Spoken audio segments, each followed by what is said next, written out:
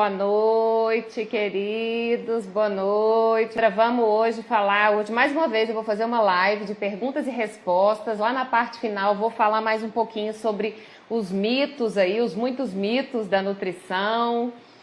Vou falar com vocês, vou tentar aí, eu tentei compilar mais ou menos as perguntas para não ficar repetitivo. Vou dividir isso em dois temas principais, depois a gente vai para a parte aí dos mitos e verdades, né, da nutrição. Então hoje a gente vai falar um pouco sobre a questão dos alimentos funcionais e da nutrição funcional em si, né, do que é e como é que funciona isso. Vamos falar um pouquinho de suplemento, né, e sempre me perguntam, principalmente no consultório, em relação aos suplementos, e eu quero falar um pouco também com vocês sobre isso. Então, eu separei aqui algumas perguntas, né? Tentei colocar de uma forma que vocês recebam essa informação aí bem, né? Que vocês recebam essa informação de uma maneira mais completa e que com isso eu consiga compartilhar mais conhecimento aí com vocês. Quero que vocês abram aí as perguntas mais no final, deixem para o final, daquele jeito, né? Para não ficar rolando aqui a barra de comentários e eu acabar não respondendo alguma pergunta de vocês se surgir aí ao longo da live, tá bom? Então vamos lá, falando sobre alimento funcional, né? Sempre me perguntam assim, Fernanda, esse ou aquele alimento tem alguma função? E o que é a nutrição funcional? Aonde que entra o alimento, né, dentro dessa nutrição funcional? Então vamos falar um pouquinho sobre o que é primeiro essa coisa dos alimentos funcionais e da nutrição funcional. A nutrição funcional é aquela nutrição que aplica partes, vamos colocar nutrientes específicos do alimento, pensando em alguma doença, ou prevenção, ou cura, ou controle. Então, o que são alimentos funcionais? São aqueles alimentos que têm nutrientes que agem diretamente na melhora da saúde de quem faz a ingestão desses alimentos. Então, a gente tem assim inúmeros, centenas, talvez milhares aí de alimentos com propriedades funcionais, ou seja, cada um tem função específica quando a gente pensa em doenças, por exemplo. A gente tem a aveia, a gente tem abacate. Na verdade, eu não gosto nem de rotular esse ou aquele alimento, porque eu penso o seguinte, que desses alimentos, né, do que muita gente chama, né, costuma chamar de comida de verdade, todo alimento a gente tira alguma coisa de bom dele. Então, todo alimento, né, como eu sempre falo para vocês, que quanto mais perto da natureza esse alimento tá, quanto mais próximo da forma original que esse alimento saiu da natureza, ele sempre vai ter alguma propriedade funcional que a depender da maneira como a gente manipula e da forma como a gente utiliza esse alimento e para quem a gente utiliza, a gente vai extrair dele sempre as melhores propriedades.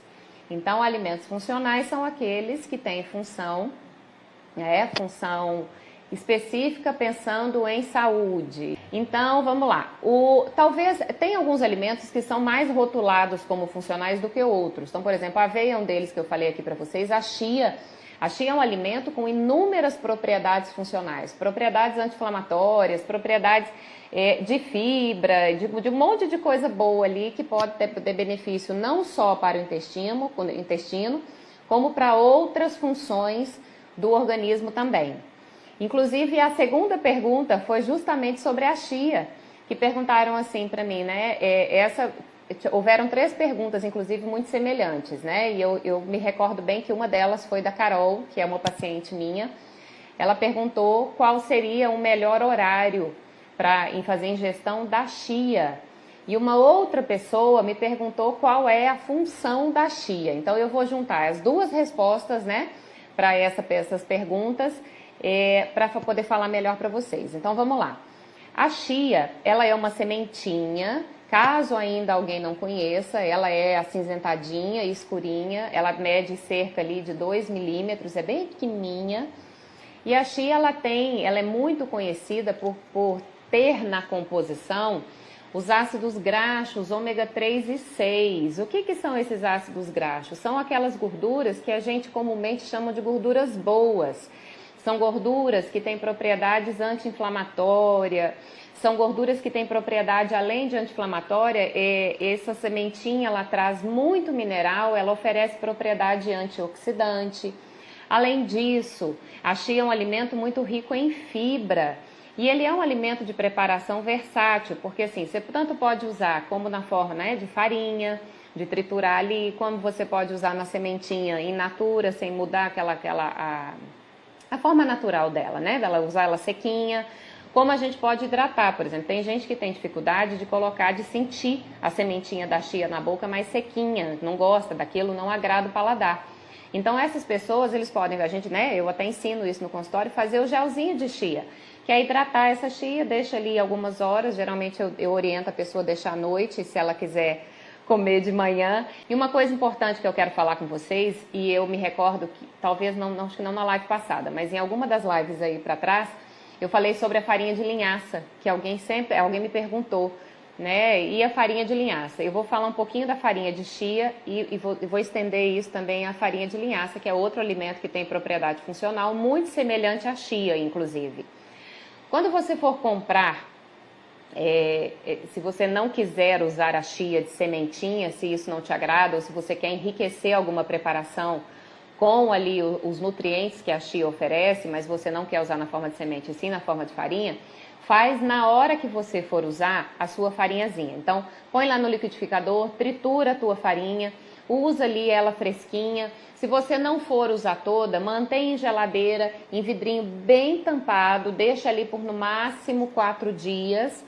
Por que isso, gente? Porque por se tratar de uma gordura, porque como a gente tritura, a gente traz, é como se a gente trouxesse para fora, né, da casquinha ali da sementinha, esses benefícios. E essa gordura em contato com o oxigênio, em contato com a luz, essa gordura oxida, é como se ela rançasse.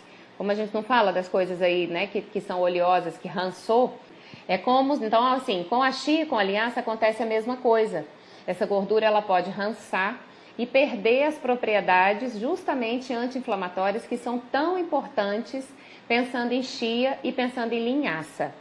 E outra coisa, a chia a gente ainda consegue fazer a digestão da casquinha dela, então não tem problema de você comer ela ali na bolinha, mas a linhaça a gente não consegue digerir, nós não conseguimos quebrar essa casquinha da linhaça, então necessariamente ou eu tenho que hidratar como a chia, fazer o gel da linhaça para poder jogar em frutas, em iogurtes, enfim, ou eu tenho que fazer a farinha para ser consumida, porque nós não temos aquele biquinho de passarinho para quebrar a casquinha da linhaça para a gente conseguir fazer a digestão. Vocês podem prestar atenção que se a gente come linhaça, quando a gente vai ao banheiro evacuar, ela sai inteirinha lá nas fezes.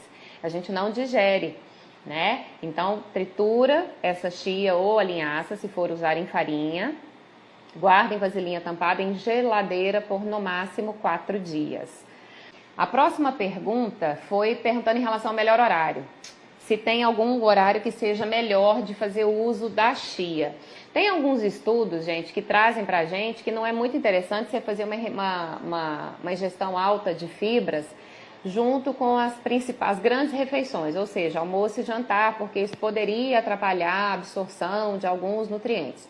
Mas o que a gente sabe hoje, que o benefício da fibra, pensando na chia, então no caso aí, né, usando a chia da pergunta, é um benefício extraordinário. Então, na verdade, hoje o que se sabe, não que ele atrapalhe a absorção. Na verdade, se a gente melhora esse intestino, ele vai ter uma absorção mais facilitada desses nutrientes. Então, assim, qual horário? Aquele que melhor lhe convier. Não tem horário excelente, tá bom? Então, não tem um horário que seja melhor para a gente fazer a ingestão da chia. Existe algum alimento que tenha mais função pensando em emagrecimento? Não existe, viu? Não existe um único alimento que por si só tenha capacidade de engordar ou de emagrecer alguém. Tem alguns alimentos que a gente faz uso e que ele ajuda na função metabólica, consequentemente, né, isso ajuda no emagrecimento se eu tenho toda uma alimentação equilibrada, se eu realizo exercício físico, se eu estou bem hidratada, se eu durmo bem, se eu controlo meu estresse. Então é um conjunto de fatores. Isoladamente, um alimento especificamente não faz milagre, tá bom? Mas vamos lá. Eu quero enumerar com vocês alguns alimentos que são, vamos colocar, não vou dizer que são indispensáveis, mas que são importantes que vocês façam consumo frequente. Aveia, gosto muitíssimo, um alimento que tem um custo-benefício excepcional, barato, acessível, versátil, a gente pode usar tanto in natura ali como jogando em frutas, pode fazer mingauzinho, pode fazer bolo, pode fazer farofinha, pode usar para empanar as coisas. Então, assim, gosto demais da aveia. Acho um alimento muito bom, muito completo, rico em fibra. Né? Ser um alimento completo não significa que ele seja 100% completo, tá, gente? Que não falte nada nele, não é isso. É um excelente alimento, mas não é sozinho, não é só ele. Alimento completo é leite materno, né? Aquele alimento ali, de fato, não falta nada. Mas fora isso, fora ali do bebezinho, a gente tem que comer uma alimentação variada. Outro alimento que eu gosto muito, abacate. Abacate é um alimento muito rico em fibra, riquíssimo em boas gorduras. É um alimento que promove saciedade, então às vezes aquela pessoa que tem o perfil beliscador, que come várias vezes ao dia, é uma pessoa que pode fazer uso, esse abacate pode ser muito bem-vindo para essa pessoa. Gosto muito. Né? Uma coisa que às vezes as pessoas não dão muita moral para ela, a água, gente, água é indispensável, água é vida, não pode faltar água, né? Proteínas, ingestão de proteínas também, pensando em emagrecimento, tem uma função importantíssima, ajuda ali no controle, na regulação, na aceleração desse metabolismo, para que essa gordura queime mais rápido, ou que tenha uma queima mais eficiente de gordura, né? Além de fazer, obviamente, também ter a função dela dentro da saciedade, de melhorar a saciedade, a fome de quem está buscando emagrecimento, proteína ainda ajuda para quem está querendo ganhar um pouquinho mais de músculo, pensando ali na realização do exercício físico. Eu quero agora mudar um pouquinho de tema, para a gente não ficar muito extensa aqui nesse tema, quero falar com vocês sobre suplementos. Então, vamos lá. Suplementos esportivos são recursos criados para atletas, para praticantes de exercício físico frequentes que desejam melhora na performance esportiva.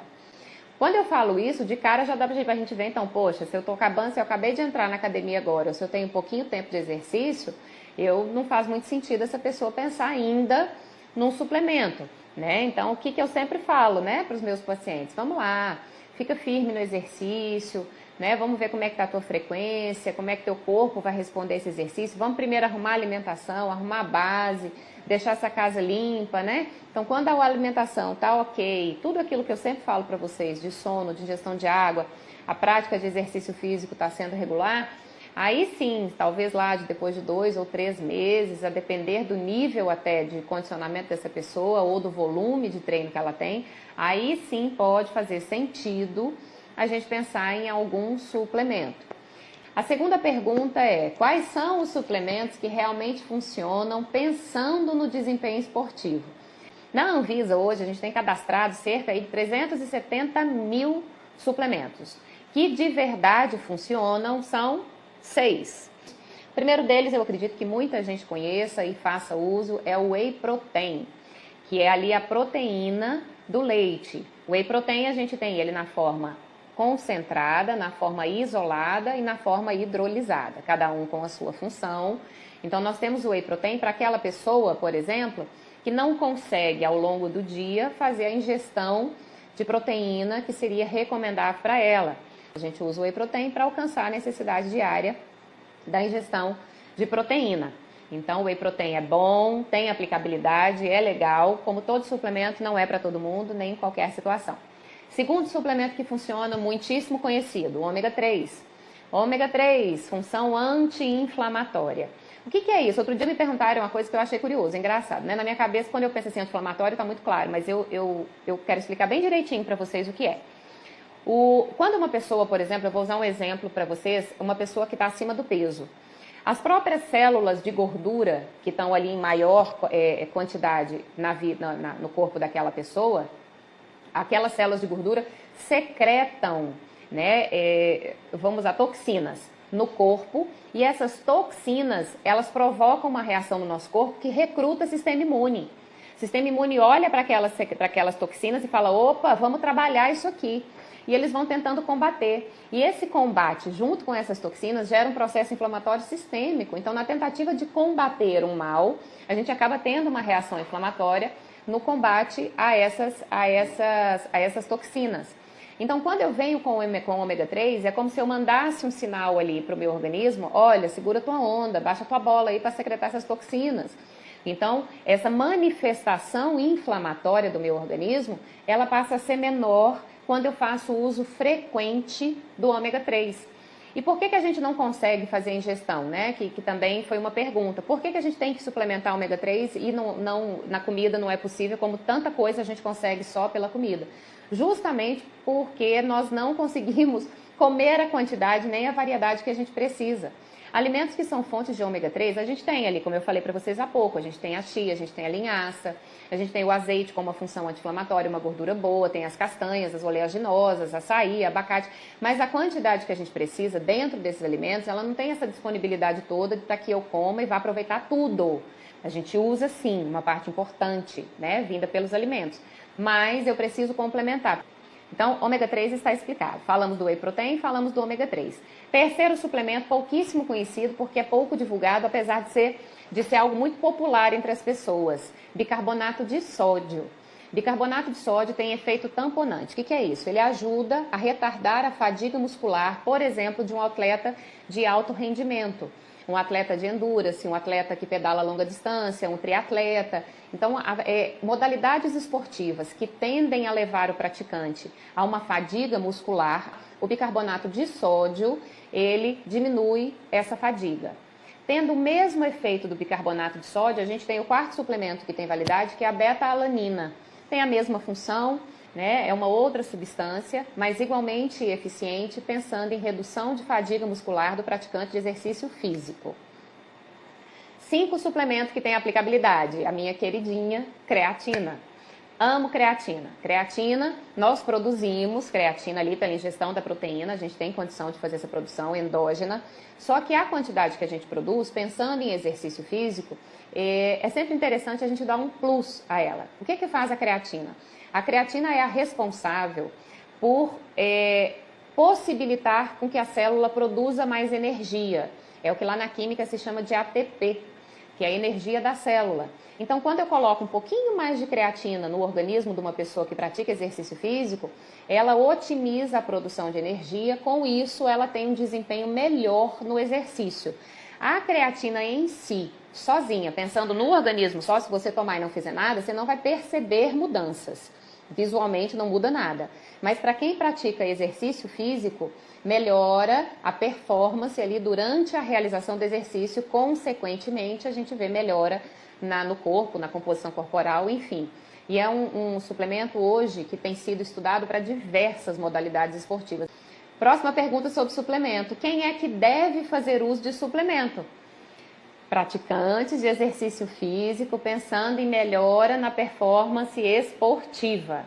Né? Temos a exceção, claro, do ômega 3 e ali da creatina, que tem aplicabilidade fora também do esporte, mas são suplementos que têm aplicabilidade sensacional, nível A, pensando em esporte. Quem é que avalia, gente, se a pessoa deve ou não, pode ou não usar um suplemento esportivo? O nutricionista, né? Ele ali é o sujeito indicado que tem essa bagagem aí de estudo e que pode fazer essa prescrição, ou o médico, né? Principalmente o médico ali da medicina do esporte, que hoje é uma área que vem crescendo muito. Agora, quero dedicar um tempinho, eu dei uma acelerada nessa primeira parte, porque eu quero falar com vocês agora sobre Natal, comida de festividades. Eu recebi tanta pergunta essa semana de pessoas querendo saber se tinha alguma dica que eu pudesse dar, se tinha alguma substituição, se eu tinha alguma receita de um peru, né, mais fit, uma farofa fit, se tinha alguma coisa, porque a pessoa já estava sofrendo por antecipação, sabendo que ia chegar no Natal, meu Deus, socorro, né, Nutri me ajuda, me socorre. Gente, o que acontece? Não tem dica fit pensando em comida natalina. Qual é a dica de ouro que eu vou te dar? Guarda isso assim para a sua vida, leva para a tua vida. Desfruta desse momento, desfruta dessa noite de Natal com leveza, com equilíbrio. É uma data que acontece só uma vez ao ano. Então desfruta desse momento. Olha só como faz sentido isso. Se você é uma pessoa que já veio aí ao longo do ano cuidando da tua saúde, não é essa uma refeição talvez fora do teu planejamento que vai colocar tudo a perder. E se você também não veio cuidando da tua alimentação ao longo do ano, e talvez está começando a pensar nisso agora, ótimo, desfruta também com moderação, com equilíbrio, mas sejam felizes. Gente, não faz sentido a gente fazer substituições, essas coisas do fit, pensando que se porque é fit, então, ai meu Deus, eu vou fazer uma farofa fit, então com isso eu vou poder comer muito mais. O sentido não é esse. O sentido é você ter equilíbrio, você ter moderação, você comer bem, até se sentir satisfeita, mas não se sentir cheia, vamos usar esse termo, essa expressão, né? Porque o que é o cheio? Aquela coisa que eu como além da conta, além do que realmente eu preciso para me sentir satisfeita. Tia Adélia botou oba aqui, muito bem, é isso mesmo, é oba. É desfrutar, gente, com moderação e pensar que o que importa não é o que você come entre o Natal e o Ano Novo. É o que você come, o que você vai comer entre o Ano Novo e o Natal. Entenderam? Então isso faz sentido. Vou até repetir isso. O que faz sentido não é o que você come entre o Natal e o Ano Novo, é o que você vai comer entre o Ano Novo e o Natal. Então você vai ter um ano à frente para cuidar da tua saúde, um ano para fazer tudo de bom para você, para que você chegue nessa ceia de Natal tranquilo, que você chegue feliz, né? Que você coma e desfrute daquele momento sem neura, né? Sem noia, vamos colocar essa palavra, né? Para que você veja a importância daquele momento, gente. É uma coisa que acontece uma vez no ano. Qual é o grande problema das comemorações? Se eu toda semana arrumo uma comemoração e toda semana eu acho que eu mereço estar naquela comemoração, poxa vida, então aquilo que eu também já falei aqui para vocês, essa compensação é que está errada. E outra coisa, falando em compensação, tá, gente? Não se matem na academia mais cedo da ceia ou depois, no outro dia ou nos outros dias, querendo compensar algo que você tenha comido. A mesma coisa que está valendo o equilíbrio. Não é o que você vai fazer na academia depois que vai fazer o que vai trazer para você algum resultado que vai mudar a tua vida. Não. Não olha para o exercício como punição. Você não tem que enxergar o exercício físico como uma punição por um descontrole que você teve. Exercício físico não é para isso. Exercício físico ele tem um papel de estar te trazendo mais saúde associado a bons hábitos de vida. Ele não tem que ser castigo para ninguém. Ele não é compensação. Moderação ela deve acontecer durante o ano todo. Compensações é que a gente tem que ter cuidado. Então, essas compensações, né? Inclusive, na semana passada, lá no Nutrição Descomplicada, eu falei muito com as meninas sobre essa questão, né, da compensação. Porque essa coisa da gente achar do eu mereço, por exemplo, eu estou muito cansada. Nossa, mas eu estou muito cansada, muito cansada, muito cansada, eu mereço comer alguma coisa hoje porque eu estou cansada. Então, o eu mereço, se você está cansada, gente, você não merece comer. Se você está cansada, você merece descansar. Se você está triste, você não merece comer porque você está triste, você merece curar a tua dor. Você merece entender as suas emoções e ser compreendida, né? Equilíbrio e moderação, gente, ele tem que estar com a gente o ano todo e não somente no Natal. Então, tira de sobre você esse peso, essa culpa que a gente coloca na gente por achar que, meu Deus do céu, vou enfiar os 2 pés na jaca no Natal. Gente, isso não precisa acontecer. Isso não precisa. Você pode comer de tudo, só não tudo. Ontem eu, por exemplo, comi um sanduíche aqui na minha cidade, porque eu não abro mão desse sanduíche. Porque um sanduíche, ele é enorme, ele é quase o tamanho de um prato de refeição. Eu como metade dele, fico muito feliz, porque aquilo para mim tem, não só porque ele é maravilhoso, porque ele é maravilhoso, mas ele tem para mim um valor afetivo muito grande. E eu tenho prazer naquilo, mas eu entendo que ele é uma exceção para mim. Não é algo que eu coma todos os dias, que eu coma sempre. Inclusive eu como quando eu venho para cá. O Natal é a mesma coisa, gente. O Natal é uma exceção, não é uma regra. Então você não tem que fazer isso todos os dias. Vamos falar dos mitos e verdades da nutrição. Eu amei fazer isso semana passada. Quero que vocês respondam para mim sim ou não. Eu vou ler 6 frases, uma de cada vez, claro. E eu quero que vocês participem. Não tem resposta errada, tá, gente? Não fiquem preocupados com isso. Eu quero que vocês participem, porque aí eu quero saber, né, como é que tá, e eu quero conversar isso com vocês. Primeira pergunta, vamos lá? Vamos lá. Primeira frase de mito ou verdade. Preparados? Vamos lá. Óleo de coco é a melhor gordura para cozinhar. Isso é verdade ou isso é mito? Óleo de coco não é a melhor gordura para cozinhar. Por quê? Porque ela é uma gordura saturada. O que é a gordura saturada? É uma gordura que equivale, por exemplo, à gordura animal, à gordura manteiga, que apesar dela ser de origem vegetal, a forma molecular do óleo de coco é da gordura saturada. Então, se eu como com frequência esse óleo de coco, eu posso trazer níveis inflamatórios ali, trazer potencial inflamatório para o meu corpo, principalmente se eu sou uma pessoa sedentária. Então, assim, eu vou emendar já aqui, assim. Então, qual é a melhor gordura, se vocês me perguntarem? Tá bom, Nutri, beleza. Óleo de coco não é. Mas o que é, então? Qual é a melhor gordura para cozinhar? Azeite extra virgem. Melhor gordura, gente, você não erra. Pode usar para cozinhar, pode usar para refogar, para grelhar alguma coisa. Então, azeite extra virgem, não erra. Pode usar ele para aquecer sim, não tem mais aquela coisa, falar, porque ele tem um ponto de fumaça que se esquentar ele vai perder. Sabe qual é a temperatura que vai fazer um azeite perder propriedades dele? Se a gente usar para fazer fritura de borbulhar, assim, tipo fritar uma batata, fritar um pastel. Então aí esse azeite, nesse caso, a gente perde a propriedade dele. Mas pode sim, esse aquecimento de grelhado, de refogado, vale a pena. Pode fazer, usa azeite e usa azeite por cima também ali dos vegetais, sensacional, tá bom? Então, melhor gordura. Próxima afirmação. Vamos lá, todo mundo para participar, ok?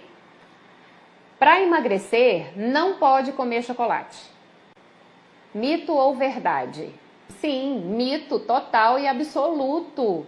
Né? Pode sim comer chocolate, inclusive se a gente usa chocolate ali acima de 60% cacau, eu trago uma série de benefícios desse chocolate. Ali eu tenho, por exemplo, uma função antioxidante sensacional do cacau, repleto de fitoquímicos ali, mãe mito, muito bem, exatamente, pode. E sim, vamos ser bem práticos, tá? Qual é a quantidade recomendada por dia, por exemplo? Tem uma quantidade que eu gosto, que eu acho bem moderada, bem equilibrada, inclusive pensando nos benefícios do cacau, que são 30 gramas, entre 20 e 30 gramas. 20 gramas, vamos fechar em 20. 20 gramas é uma quantidade super bacana para você comer chocolate ali por dia. Então, como é que a gente faz esse cálculo? Olha quanto pesa a barra toda, vê quantos quadradinhos, faz a fração e você vai lá saber, 20 gramas. Chocolate na sacolinha de compras, adoro, muito bem. Chocolate acima de 60% cacau, melhor ainda acima de 70%. Mas para quem não tem costume, começa a fazer essa substituição, vai para o meio amargo, vai evoluindo, até chegar nesse um pouco mais amargo. E me perguntam sempre, qual o melhor horário para comer chocolate, gente? O horário melhor de comer chocolate é o horário que você tiver vontade. Não tem essa, tá? Por que não tem essa? Porque o que vale não é a ingestão do chocolate, na verdade vai valer algo. O que a gente conta pensando ali em emagrecimento? O que você come ao longo do dia, ao longo da semana, ao longo do mês. Então, se esse chocolate está lá fazendo sentido na tua alimentação, fazendo parte dele, come e seja feliz. A hora não sei, Lu. Pois é, a top, a hora que der vontade. Quando der vontade, não todo dia eu acho. Sim, se não faz sentido para você todo dia, não precisa comer todo dia. Agora tem gente que tem a necessidade, né, do todo dia comer. Terceiro mito, ou verdade. Fruta tem açúcar, portanto engorda. Mito ou verdade? Gente, é mito.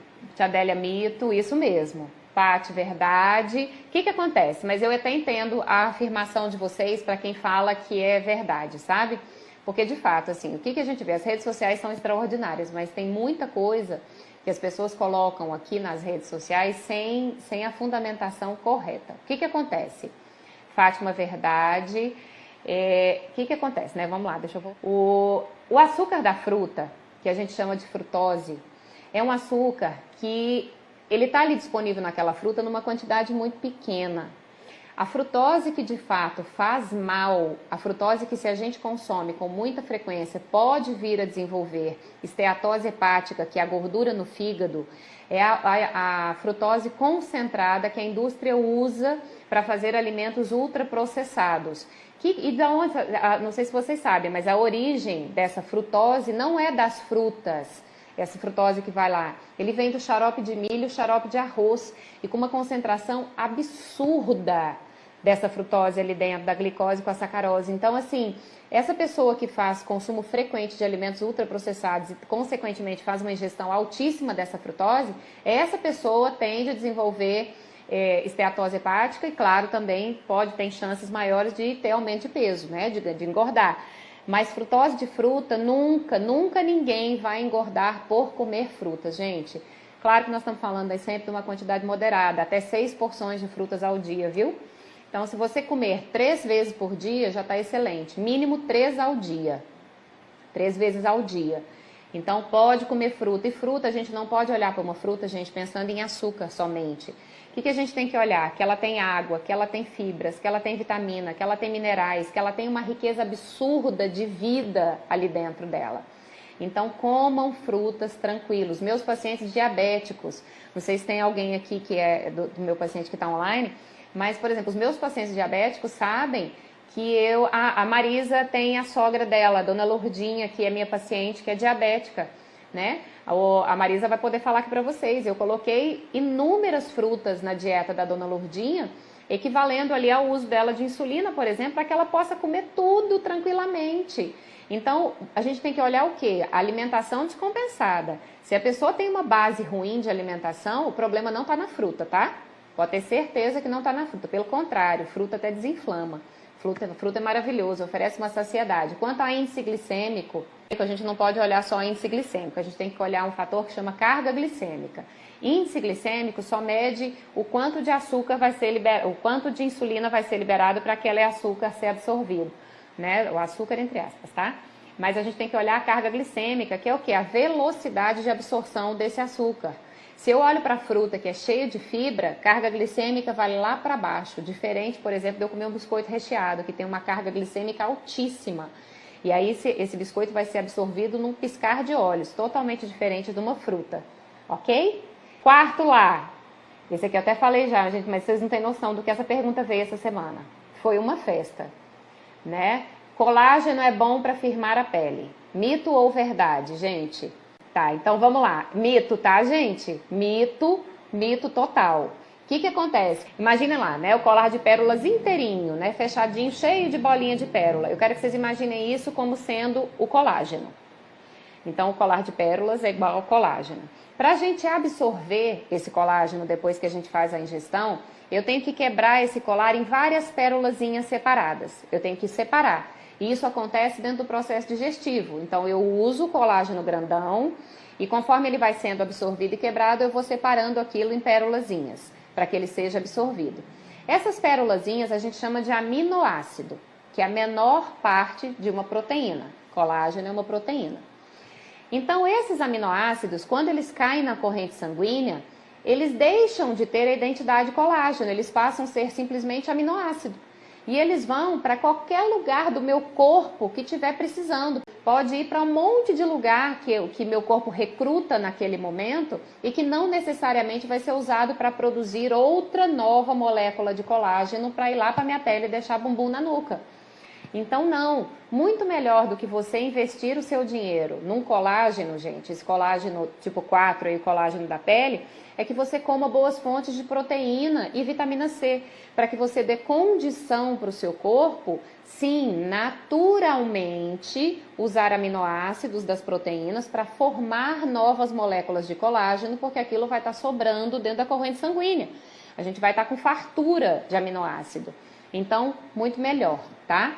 E outra coisa, a disponibilidade, vou falar, Lu, a disponibilidade desse colágeno da pele, quando a gente usa oral, é muito pequena. Não tem garantia nem que ele vai ser tão bem absorvido desse jeito. Falando de uma maneira mais simples. Lu, das articulações, colágeno tipo 2, tem evidência científica, a gente vê a aplicabilidade, tem pessoas que sentem melhora, gosto, prescrevo para algumas pessoas. Às vezes eu associo ele, às vezes prescrevo sozinho, na forma ali do UC2, ou prescrevo associado a glucosamina, ácido hialurônico, depende de quem a gente está falando, até da condição agravante ali que tem naquela pessoa, do grau, às vezes, do desgaste que ela tem. Quinto mito, são 6, tá? Tá acabando. Quinto mito, quem tem hipotireoidismo não emagrece. Realmente, mito, tá? Quando que hipotireoidismo é problema para alguém? Gente, quando ele está descompensado, quando a pessoa não está fazendo uso do hormônio, a pessoa não faz o uso do hormônio, não faz essa reposição, e aí sim, essa pessoa vai ter problema pensando em não só emagrecimento, na verdade ela vai apresentar um monte de problemas, que hipotireoidismo é uma baixa secreção ali do hormônio, né? Então, secreta-se o TSH, mas não funciona ali na tireoide, enfim. Mas se eu tenho essa tireoide descompensada, essa produção, eu não estou fazendo uso do hormônio, eu tenho e não emagreço. Aí é esse que a gente tem que olhar hábitos alimentares, hábito de vida. Porque o que acontece? Se a pessoa está bem, está equilibrada essa tireoide, aí a gente vai olhar então, poxa, se está ok, vai estar equivalendo a uma pessoa saudável. Aí eu tenho que olhar hábitos alimentares, eu tenho que olhar prática de exercício físico e claro que sempre vale avaliação hormonal.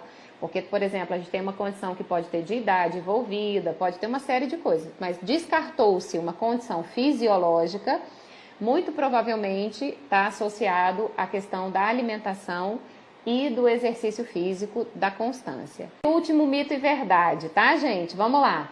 O consumo de álcool prejudica o emagrecimento. Vamos lá. De fato, o consumo de álcool frequente e em quantidades não moderadas, sim, influencia o emagrecimento, não só pela questão calórica. Tudo em excesso prejudica, e sim, o problema está na quantidade, em excesso sim, é isso aí. Então, assim, para quem, por exemplo, se vocês me perguntarem, Fernanda, mas para quem, por exemplo, que o álcool é terrível? Para um atleta. Para esse atleta, o álcool para eles equivale, né? O atleta fazer o consumo de álcool equivale a péssimo resultado no esporte. Pensando em emagrecimento, a gente tem que fazer muito a questão ali do equilíbrio, que vocês já falaram aqui muito bem, o que acontece? O álcool ele tem duas condições. Se eu consumo em excesso, eu preciso ficar de olho nas calorias. As calorias do álcool, gente, eu não sei se vocês sabem, cada grama de álcool tem mais caloria do que o carboidrato. Então, ele está ali entre a gordura e o carboidrato. Cada grama de carboidrato oferece 4 calorias, cada grama de álcool oferece 7 calorias, cada grama de gordura oferece 9 calorias. Então, quando a gente pensa nisso, o que eu imagino? Puxa vida, então, quanto mais teor alcoólico tiver naquela bebida, ou quanto mais quantidade eu beber de uma bebida de menor teor alcoólico, eu vou estar ingerindo uma quantidade enorme de calorias. Então, claro que vai influenciar no emagrecimento isso. Se eu penso, por exemplo, em cerveja tem baixa, comparando, por exemplo, a uma bebida destilada, a cerveja tem menos calorias, porque tem menos teor alcoólico. Por outro lado, bebe-se muito mais.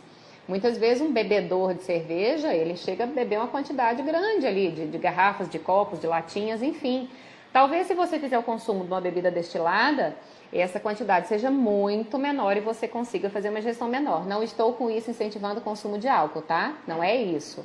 Mas eu quero que vocês saibam que façam consumo consciente. Então, se forem fazer consumo de álcool agora, chegando aí as festividades, bebam água, gente. Bebe junto, bebe depois, no outro dia, se hidrata muito. Gosto muito, sempre falo para meus pacientes, olha, se você vai fazer consumo de bebida alcoólica, né, tenta consumir com mais moderação e coloca água junto, bebe água com gás, bebe água sem gás, saboriza uma água, mas se hidrata por duas razões. Primeiro, porque você vai, claro, melhorar a tua condição de ressaca, porque você não vai estar desidratado no outro dia. E segundo, porque você vai estar dando uma mão ali para o sistema, né, para esse sistema nosso excretor, para o rim, está eliminando o resíduo tóxico de álcool. Resíduo de metabolismo do álcool é muito tóxico. Então, quando a gente coloca água, a gente dá uma mão para o nosso organismo.